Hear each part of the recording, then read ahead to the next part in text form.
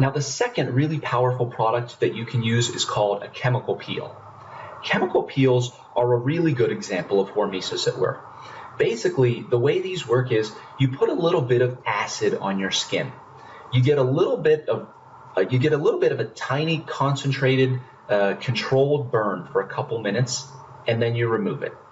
And then over the course of the next couple days or even weeks, your skin renews itself, and it truly, truly looks better than it did in the first place.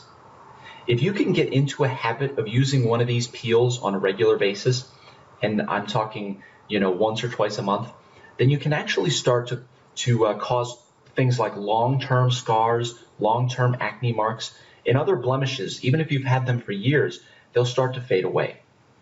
Now, there are a lot of different kinds of chemical peels. Some of the ones that I've used include glycolic acid, salicylic acid, a Gessner peel, and lactic acid. There are more than that, though, including the TCA peel, which is the strongest one available. And each of these different kinds of peels has a slightly different effect, and they also have different strengths. So, for example, the lactic acid peel is good for beginners because it's the gentlest of the peels. And the TCA peel, like I said, is a really strong one. So you really need to build up to this one if you want to use it so that you can handle it.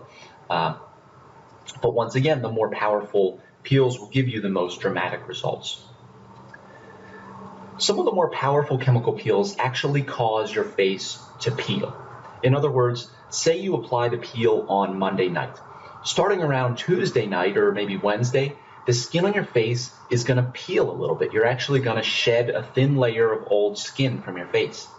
Now, the good news here is that by doing this, you're actually removing the skin that has those scars, acne marks, etc.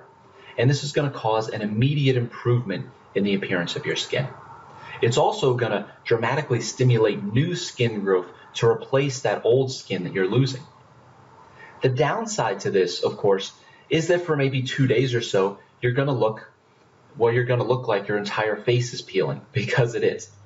On top of that, your face is going to feel a little raw and tender for a couple of days. It's going to be sensitive. This is a short-term pain that's going to give you a long-term benefit. So if you have marks on your face that are causing your skin to look less attractive than you think it could, I would say this is totally worth it. Just do the peel at a time when you aren't going to be out in public for a little while, if possible. Definitely over the weekend, or maybe when you're out on a camping trip or something like that. If you don't want to go to all the trouble to do this, that's fine. There are forms of chemical peels that will not cause your face to peel, and you won't have that problem at all. And I'll let you know which ones will cause your face to peel and which ones will not. For an example of what this peeling action looks like, here are a few shots from a review on Amazon. Now, this woman used the 25% TCA peel by Skin Obsession. This is a really strong chemical peel. And as you can see, her skin looks like it's in pretty rough shape for a few days here.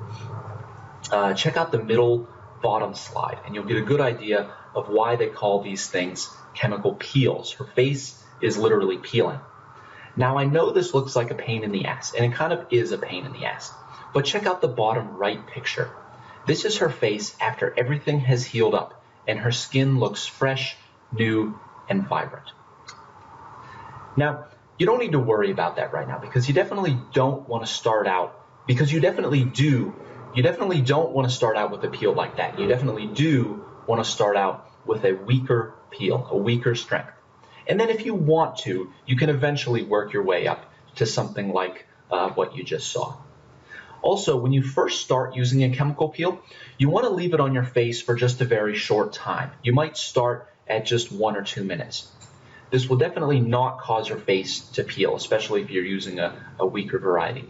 Then over time, as you get more used to it, you can work your way up to 4, 6, or 8 minutes. Whatever product you use, be very careful and follow the instructions that they send you with the product. Now, I'm going to give you a quick overview of the different types of chemical peels that you can choose from. Glycolic acid. This is one of the most basic kinds of chemical peel, and this one does a really good job of gradually resurfacing your skin to be smoother and more even. If you've never used a chemical peel, a good place to start is with a beginner glycolic peel. Start with something that's, say, 30% glycolic acid. Then over time you can work your way up to 40 and 50%. A lower strength glycolic acid will not cause your face to peel. But if you start to get up to 50% glycolic acid, then it might cause your face to peel. And if you go over that, it definitely can cause your face to peel. Salicylic acid is another good one to begin with. The difference between the difference between glycolic acid and salicylic acid is that glycolic acid works more on the surface of your skin, while salicylic acid can penetrate a little bit to work inside your pores. Because of that, salicylic acid is a really good acne fighter.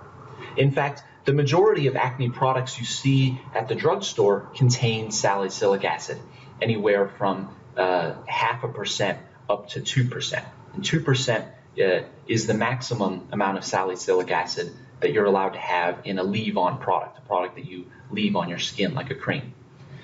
And a salicylic peel will be much stronger than that. A peel will contain, say, 20% salicylic acid. Now, you can't use it every day like you would with a cream, obviously, but the peel is much more powerful. And just to be clear, a salicylic acid will also help to resurface your skin and help to fade away scars and all that stuff, just not quite as well as glycolic acid. And similar to glycolic acid, salicylic acid at the lower strengths, say 10 or 20%, will not make your face peel. A more concentrated version left on your face for a little longer might cause your face to peel. Another type of peel is the lactic acid peel. And this one is known as one of the most gentle peels. So a lactic acid peel in the range of 30 to 40% or so is probably your best place to get started if you have sensitive skin and if you just want to be careful and gentle on your skin. Again, it has a lot of the same benefits as glycolic acid, but it's probably the best choice for sensitive skin. Lactic acid is also supposed to be really good at fading hyperpigmentation. So if you have dark marks or discolorations anywhere, give lactic acid a try. Then you have specialty peels, such as the Gessner peel and the TCA peel. These are very strong peels that will cause your face to peel. So do not try these unless you've already worked your way up through a few of the other kinds. These peels are made by combining different types of acids. The Gessner's peel is made to be really good for people with acne, while the TCA peel is widely known as the strongest peel that you can buy and use at home. These peels will definitely involve some downtime. Your face will peel and you will be red for a couple days. But after the healing starts, you'll soon begin to notice a dramatic improvement in the appearance of your skin. So those are your choices. Oh, and one thing I forgot to mention, with the lactic acid peel, this peel will not cause your face to peel. I've done this one a bunch of times, and so this is a good choice. If you don't want your face to peel, start with the lactic acid. So, okay, those are your choices. My recommendation, as you might guess, is to start with a lactic acid peel. And you have to buy a little bottle at a time. And if you use it once or twice a month, one bottle should last you for at least 6 months. So that's going to last you a long time. After that, depending on how happy you are with the results, you can continue to use another a lactic acid peel, or you can try a salicylic acid or a glycolic acid peel. Keep in mind, you don't have to go all the way up to those super strong peels. Personally, I tried a Gessner peel once, and it worked really well, but it made my face look like crap for a few days, and I really did not like that. So now what I do is I just use a moderate strength peel about once a month. I stick to lactic acid, glycolic acid, and salicylic acid. They don't cause my face to peel, they help fade blemishes and dark spots, and they generally keep my skin looking smooth and healthy. Now what I usually do is I'll use the peel at night, so that way my skin has all night to kind of recuperate and recover, and by the time it's morning, you can't tell that I used a peel at all. Now, no matter what kind of chemical peel you use, remember you definitely want to use sunscreen for at least a few days afterward whenever you go out into the sun, because your skin will definitely be more sensitive to the sun because you've burned away a little bit of your skin, a little bit of your UV protection. Now, finally, how do you actually use one of these peels? It's pretty simple. First, you need to remove the dirt and oil that's on your face in order to have a more clean surface for the peel to work. So you want to wash your face with a gentle face wash. And personally, I actually apply a little bit of rubbing alcohol to a pad and wipe that around my face really quick. This does a great job of dissolving the oil on your face, which helps the chemical peel to absorb a little deeper. But using that, the rubbing alcohol is an optional step. Next, you want to put the chemical peel onto a cloth pad or a small towel or something like that. You can buy a little packet of little round cloth pads at a pharmacy for a couple bucks, and those work really well. I've even used rolled up toilet paper in the past, although that probably isn't the best choice.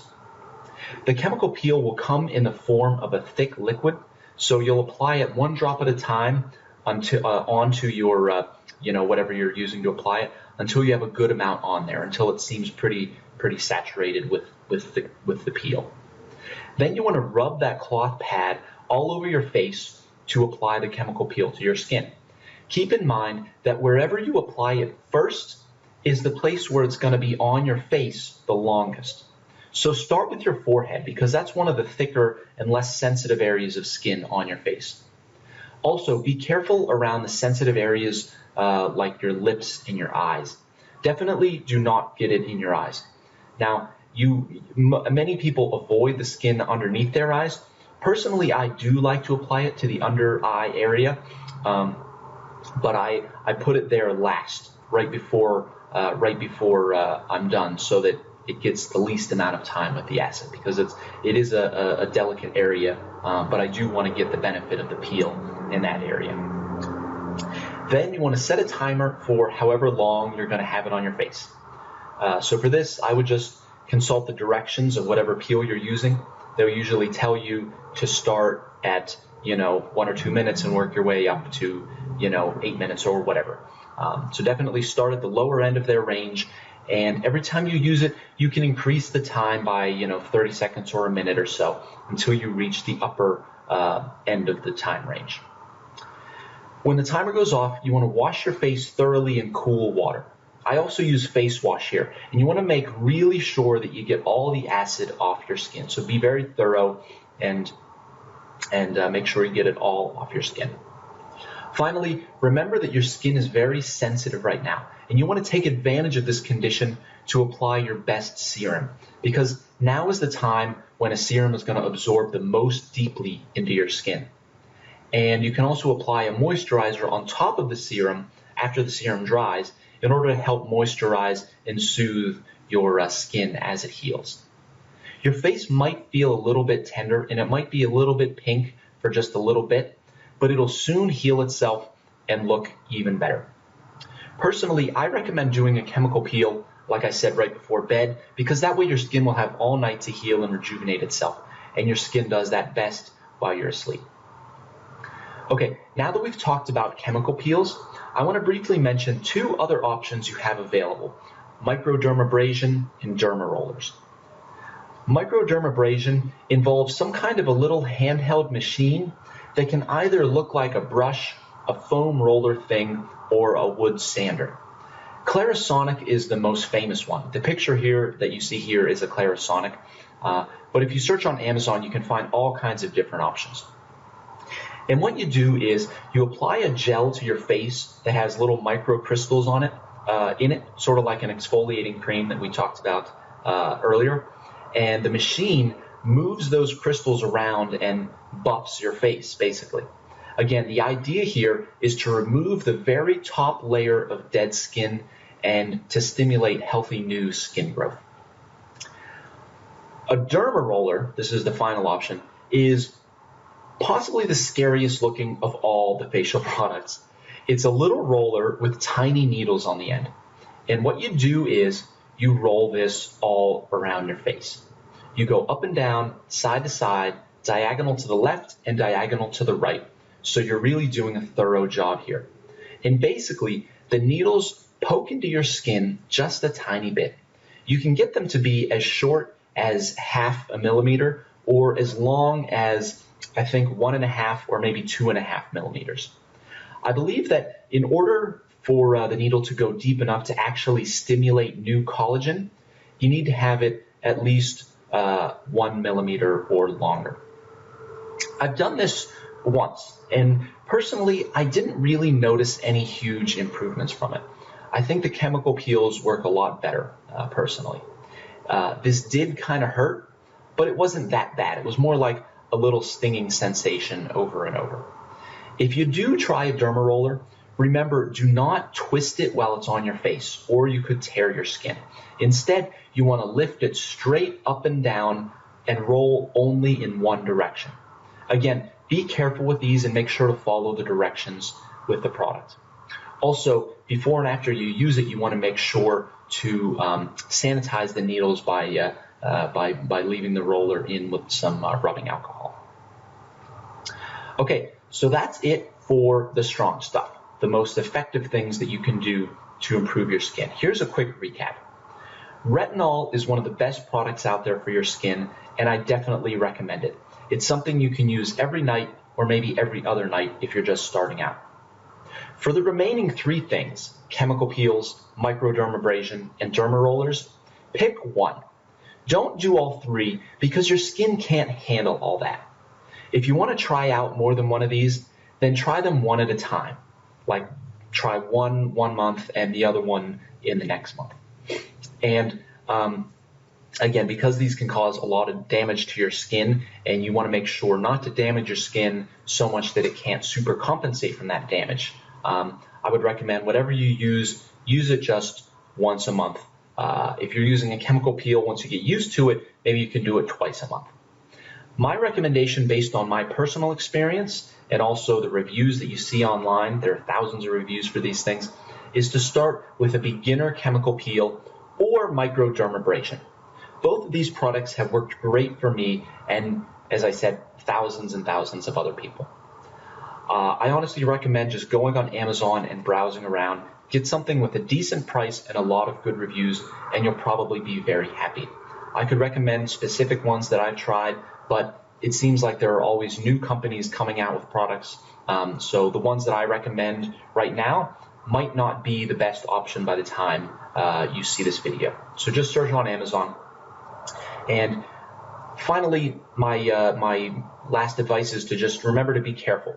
These products are generally very safe, but you can cause a little damage. So just be careful and follow the directions that come with the product. As long as you do that, you can rest assured that you're using some of the most highly effective skincare products in the world. Okay, and that's it for this video, guys. In the next video, I'm going to talk about acne, how to get rid of it, and how to prevent it.